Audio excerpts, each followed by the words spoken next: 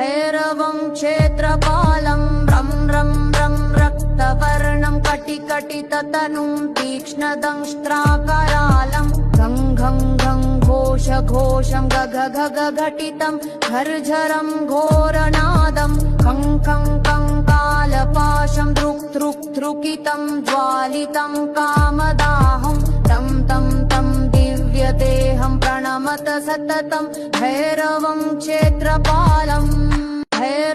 क्षेत्रपालं रं रं रं रक्तवर्णं कटिकटिततनुं तीक्ष्णदंष्ट्राकरालं घं घं घं घोष घोषं गग गग घटितं झर्झरं घोरनादं खं खं खं कालपाशं धृक् धृक् धृकितं ज्वालितं कामदाहं तं तं तं दिव्यदेहं प्रणमत सततं भैरवं क्षेत्रपालं